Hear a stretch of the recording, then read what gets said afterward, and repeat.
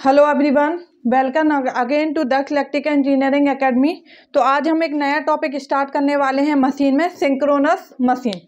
Okay, तो जो हमारी मशीनें होती हैं जनरली वो हमारी क्या होती हैं, दो टाइप की होती हैं। एक तो होती है हमारी रोटेटिंग डिवाइस और एक क्या होती है, स्टेशनरी डिवाइस।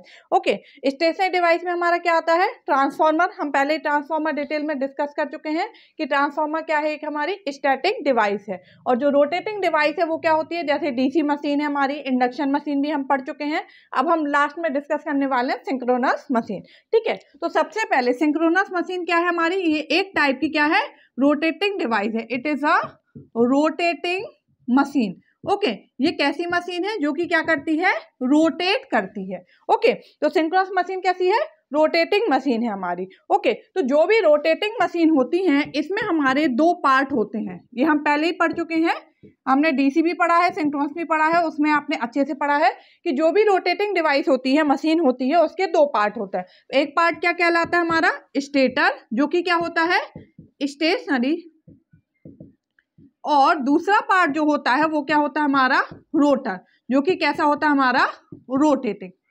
ओके, ये आपको पता है अच्छे से कि अगर कोई भी रोटेटिंग मशीन है तो उसके दो पार्ट होते हैं। एक पार्ट स्टेटर कहलाता है जो कि स्टेशनरी होता है, और दूसरा पार्ट रोटर होता है जो कि कैसा होता है, रोटेटिंग होता है। ओके, स्टेशनरी पार्ट में हमारे क्या क्या आते हैं, सारे आपको पता है। जो भी आउटर पार्ट है हमारा, योक है, ये सारी चीजें किस में आती हैं, स्टेटर में। और जो भी हमारे घूमते हैं पार्ट्स वो किसके अंदर आते हैं, रोटर में। ओके, स्टेटर मतलब स्टेशनरी जो कि स्थिर है, और जो जो सारे पार्ट्स घूमेंगे वो किस में आएंगे, हमारे रोटर के अंदर। ओके, रोटर पे क्या होगा, हमारा शाफ्ट लगा होगा जो कि हमारा घूमेगा। ओके, तो यहाँ पे क्या होता है, जैसे हमने डीसी मशीन में पढ़ा था, डीसी मशीन में आपने पढ़ा था कि जो रोटर है इस पे हम क्या करते हैं, हमारी आर्मेचर वाइंडिंग लगाते हैं।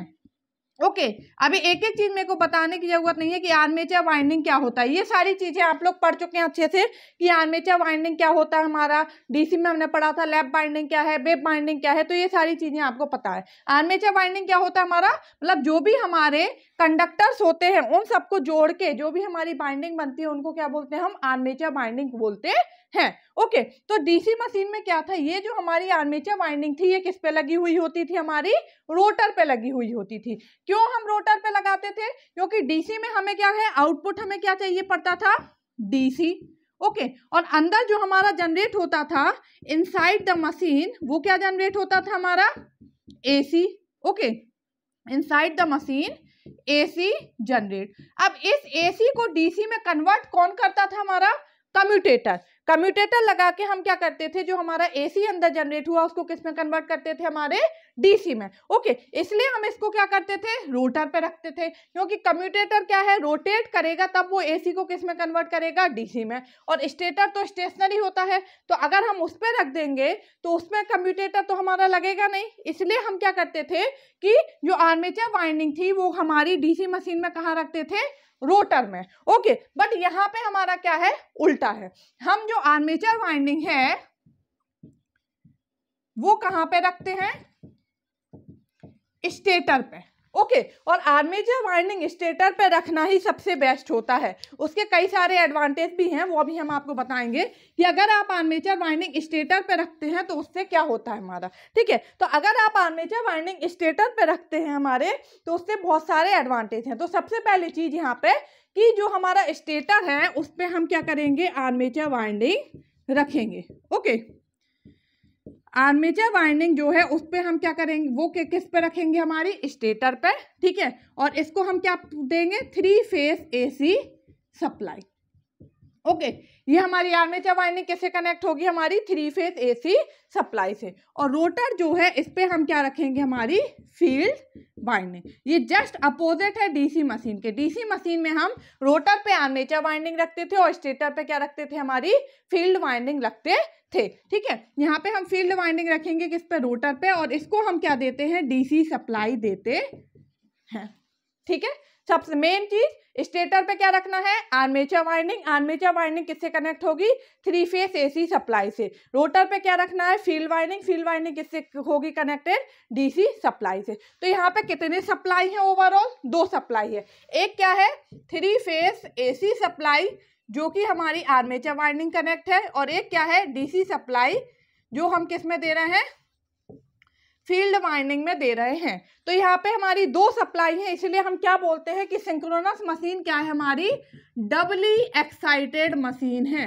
ओके, आपने सुना होगा कि synchronous machine is a doubly excited machine. तो हम डबली एक्साइटेड मशीन क्यों बोलते हैं, क्योंकि इसको दो एक्साइटेशन प्रोवाइड किए जा रहे हैं, एक 3 फेज AC सप्लाई और एक DC सप्लाई से। ओके, अब जो भी रोटेटिंग मशीन होती है उसमें जो हमारा मैग्नेटिक फ्लक्स होता है वो क्या होता है, मतलब जो EMF इंड्यूस वो क्या होता है, रोटेटिंग EMF इंड्यूस होता है।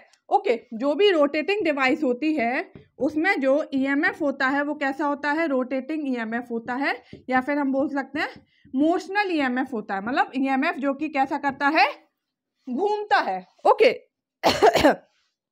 अब रोटेटिंग EMF प्रोड्यूस होने की कंडीशन क्या है कि कब हमारा रोटेटिंग EMF हमारा जो है वो प्रोड्यूस होगा, फैराडे के नियम आपने पढ़े हैं, ये हम क्या बोलते हैं, जब भी कोई कंडक्टर फ्लक्स को कट करता है तो उसमें EMF इंड्यूस होता है।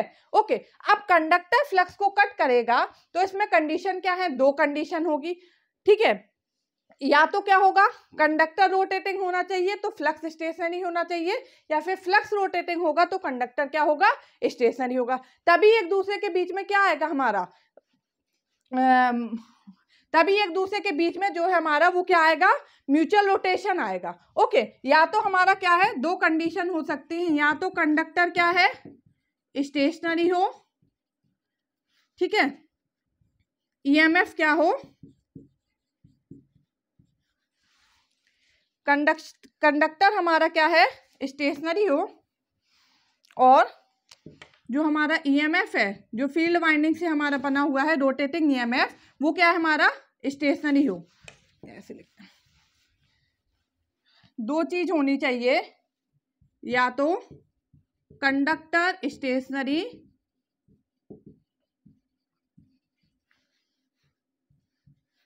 तो जो हमारा मैग्नेटिक फ्लक्स है वो कैसा होना चाहिए, रोटेटिंग, या फिर कंडक्टर कैसा हो, रोटेटिंग हो तो मैग्नेटिक फ्लक्स क्या हो, स्टेशनरी हो। ठीक है, इन दोनों में से कोई कंडीशन एक होनी चाहिए। तो यहाँ पे कौन सी कंडीशन होगी, यहाँ पे जो कंडक्टर है ये किस में है, कंडक्टर किस पे होते हैं, आर्मेचर वाइंडिंग से। आर्मेचर वाइंडिंग क्योंकि किससे मिलके बनी हुई होती है, कंडक्टर से। कंडक्टर्स का जो अरेंजमेंट होता है उसी को हम क्या बोलते हैं, आर्मेचर वाइंडिंग बोलते हैं। ओके, तो कंडक्टर क्या है, आर्मेचर वाइंडिंग। आर्मेचर वाइंडिंग किस पे कनेक्ट है, स्टेटर पे। स्टेटर क्या है, स्टेशनरी है। इसका मतलब क्या है, हमारा जो कंडक्टर है वो यहाँ पे क्या है, स्टेशनरी है। ओके, तो कंडक्टर स्टेशनरी अगर है तो मैग्नेटिक फ्लक्स कैसा होना चाहिए, रोटेटिंग होना चाहिए। ओके, अगर कंडक्टर स्टेशनरी है तो हमारा क्या होना चाहिए, हमारा मैग्नेटिक फ्लक्स जो है वो हमारा कैसा होना चाहिए, रोटेटिंग होना चाहिए। तभी हमें क्या होगा, रोटेटिंग मैग्नेटिक फील्ड मिलेगी, rotating magnetic field generate. Okay, तो सबसे पहली चीज, synchronous machine is a doubly excited machine. क्यों, क्योंकि यहाँ पे दो एक्साइटेशन प्रोवाइड कराए गए हैं, एक 3 फेज AC सप्लाई जो कि आर्मेचर वाइंडिंग में देंगे, और एक DC सप्लाई जो कि हमारी फील्ड वाइंडिंग में होगी। ठीक है, आर्मेचर वाइंडिंग जो है वो स्टेटर पे कनेक्ट होगी, स्टेटर स्टेशनरी होता है इसलिए कंडक्टर्स यहाँ पे क्या होंगे, स्टेशनरी होंगे। रोटर वाइंडिंग पे हमारा जो है वो फील्ड वाइंडिंग कनेक्ट होगी जो कि DC सप्लाई से कनेक्ट होगी, वो क्या होगी, हमारी रोटेटिंग होगी। तभी हमारा क्या होगा, रोटेटिंग मैग्नेटिक फील्ड यहाँ पे क्या होगा, जनरेट होगा। Okay, rotating magnetic field generate हो गया, कंडक्टर क्या है, स्टेशनरी है। सपोज ये हम लेते हैं, ये बनी हुई है, यहाँ पे हमने 4 पोल बाइंडिंग लिए इस तरीके से। ओके, ये हो गया, इस तरीके से हमने लिया, यहाँ पे हमने कंडक्टर्स डाले, ये कंडक्टर हमारे क्या है, स्टेशनरी। तो यहाँ पे जो फ्लक्स बनेगा वो क्या है, रोटेटिंग। पहले यहाँ जाएगा, इस कंडक्टर को कट करेगा, फिर यहाँ जाएगा, इस कंडक्टर को कट करेगा, फिर यहाँ जाएगा, इस कंडक्टर को, ऐसे। तो ये जो मैग्नेटिक फ्लक्स है बीच का, ये कैसा होगा, हमारा रोटेटिंग होगा, क्योंकि कंडक्टर क्या है, स्टेशनरी है। ओके, तो हम क्या बोलते हैं कि मैग्नेटिक फ्लक्स जो हमारा अंदर जनरेट हो रहा है वो हमेशा कैसा होना चाहिए, रोटेटिंग होना चाहिए। तो ये हमारा बेसिक हमारा से वो है डिस्कशन कि सिंक्रोनस मशीन हमारी क्या होती है। अब हमने आपसे बोला कि जो सिंक्रोनस मशीन है वो कैसी उस वो किस पे रखे, सॉरी, सिंक्रोनस मशीन में जो आर्मेचर वाइंडिंग है वो किस पे रखते हैं, हम स्टेटर पे रखते हैं। तो इसके एडवांटेज क्या है हम वो देखते हैं। Okay, what are the advantages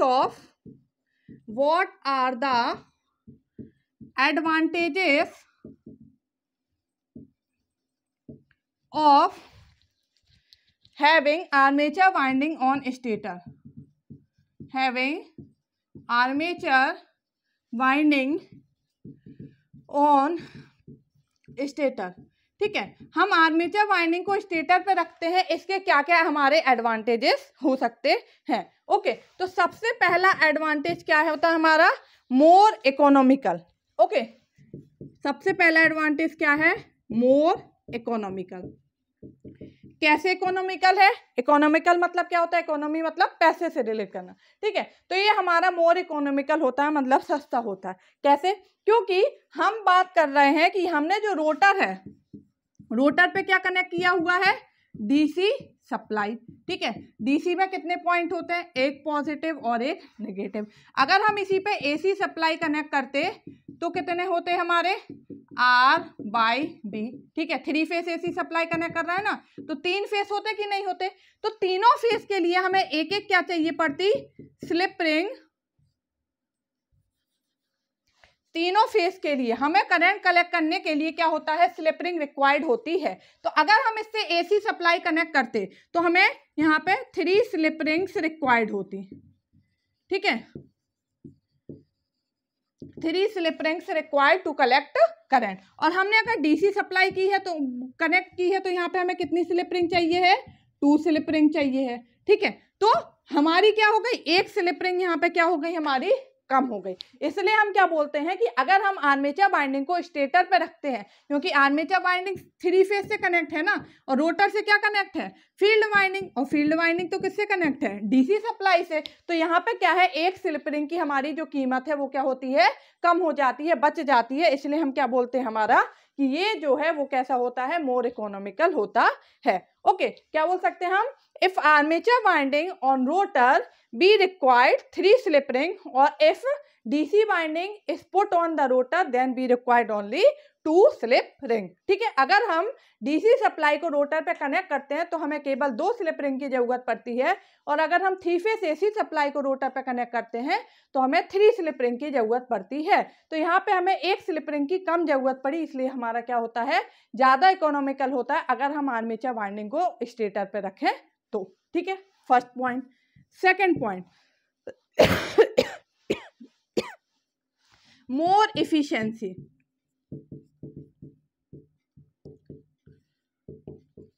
more efficiency, efficiency कैसे बढ़ती है, इफिशिएंसी किससे रिलेट करती है, लॉसेस से। इफिशिएंसी का फॉर्मूला क्या होता है, आउटपुट डिवाइड बाय इनपुट, या फिर क्या बोल सकते हैं, output divide by output plus losses.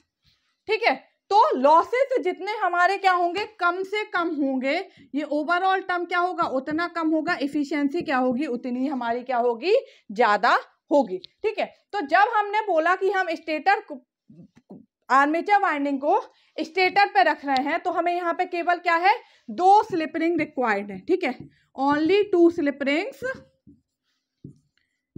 Required. ठीक है, और जो स्लिप रिंग होती है उनमें क्या होता है, हमारा लॉसेस होते हैं हमारे। ओके, तो यहाँ पे क्या है, हमारी एक स्लिप रिंग कम हो गई है तो लॉसेस भी क्या हो गए हैं, reduce losses.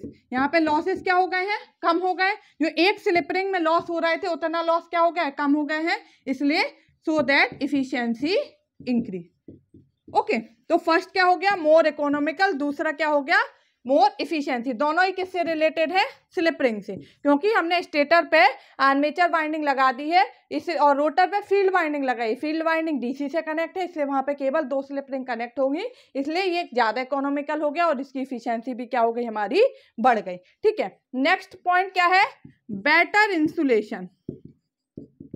Better insulation. Okay, तो इंसुलेटेड करना, हम किसी भी चीज को इंसुलेटेड क्यों कर देते हैं, ताकि हम उसको क्या कर सकें, प्रोटेक्ट कर सकें। ओके, कोई भी हमारा जो भी फॉल्ट वगैरह आ रहा है उन सब चीज़ों से प्रोटेक्ट कर सकें। हम नॉर्मली बात करते हैं, ठीक है, सपोज हमारा कोई भी गेट है, हम उसको इंसुलेट कर देते हैं, मतलब पेंट कर देते हैं ताकि वो ज़्यादा देर तक चले। तो आप सोचिए कि अगर कोई चीज़ स्थिर है उसको इंसुलेटेड करना ज़्यादा बेटर होगा, मतलब आसानी से कर सकोगे कि कोई रोटेटिंग चीज़ है। पंखा आपका चल रहा है और आपसे बोले उसको साफ करो तो वो टफ होगा ना, और अगर वो स्टेशनरी है और उसको बोले साफ करो तो वो क्या होगा, आसान होगा। ओके, तो ऐसे ही आर्मेचर वाइंडिंग हमने किस पे कनेक्ट की है, स्टेटर पे। स्टेटर स्टेशनरी है, मतलब आर्मेचर वाइंडिंग भी क्या है, हमारी स्टेशनरी है। तो वो क्या है, हमारी स्टेशनरी है, इसलिए इसको इंसुलेशन प्रोवाइड कराना क्या होता है, बेटर होता है। ओके, हम आसानी से इंसुलेशन प्रोवाइड करा सकते हैं। नेक्स्ट है हमारा इफिशिएंट कूलिंग।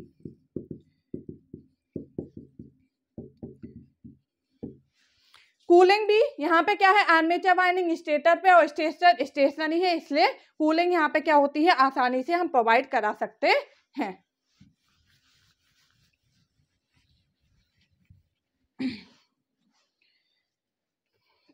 नेक्स्ट पॉइंट क्या है हमारा, मोर आउटपुट। मोर आउटपुट, तो मोर आउटपुट कैसे होगा हमारा, हमने क्या किया है, जो हमारी लो पावर बाइंडिंग है उसको हमने क्या किया हुआ है, रोटर पे रखा है। ओके, बाय कीपिंग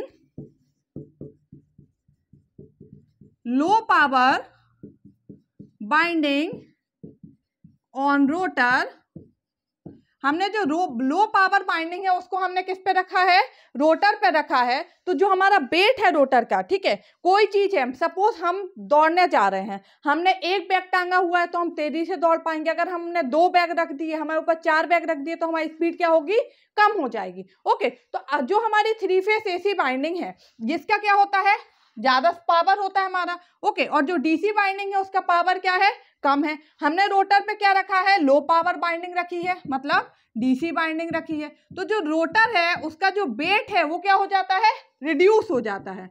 रोटर का जो हमारा वेट है वो क्या होता है, रिड्यूस होता है, क्योंकि इस पे लो पावर बाइंडिंग रखी है। अगर इस पे हाई पावर बाइंडिंग रखी होगी तो इसका वेट क्या होगा, ज्यादा हो जाएगा, और जिसका वेट भारी हो जाएगा वो हमारा क्या होगा, कम स्पीड से घूम पाएगा। तो जो रोटर है इस पे हमने लो पावर बाइंडिंग रखी है, इसके कारण इसका जो वेट है वो क्या है, कम है, इसलिए ज्यादा तेजी से घूमेगा। जितनी ज्यादा तेजी से घूमेगा उतना ज्यादा हमें क्या मिलेगा, आउटपुट मिलेगा।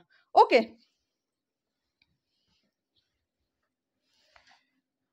नेक्स्ट हमारा लास्ट, हम क्या बोल सकते हैं, लास्ट पॉइंट है हमारा कन्वीनियंट कंस्ट्रक्शन।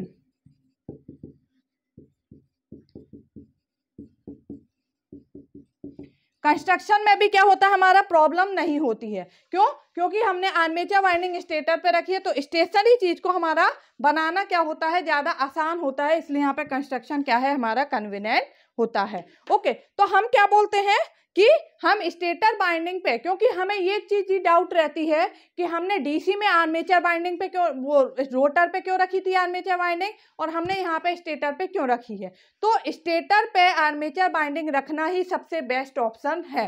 क्यों, क्योंकि उसके इतने सारे एडवांटेज हैं, इकोनॉमिकल होता है, लॉसेस कम होते हैं, इफिशियंसी बढ़ जाती है, आउटपुट ज़्यादा मिलता है, बेटर इंसुलेशन होता है हमारा, बेटर कूलिंग होती है, कन्वीनियंट कंस्ट्रक्शन होता है। तो फिर हमने डीसी में जो आर्मेचर वाइंडिंग थी वो रोटर पे क्यों रखी थी, वहां पे हमारी मजबूरी थी, क्योंकि हमें आउटपुट डीसी चाहिए था, अंदर एसी ही जनरेट हो रहा था, आउटपुट डीसी चाहिए था। तो एसी को डीसी में कन्वर्ट करने के लिए हम कम्यूटेटर का यूज कर रहे थे, और कम्यूटेटर एक रोटेटिंग डिवाइस है, तो वो हमें रोटर पे ही रखना पड़ेगा, इसलिए हमने वहां पे मजबूरी में रोटर पे रखा था, जबकि वहां पे हमारी इफिशियंसी कम हो रही थी। बट हम क्या कर सकते हैं, आउटपुट तो हमें डीसी चाहिए, इसलिए हमने वहां रोटर पे रखा था।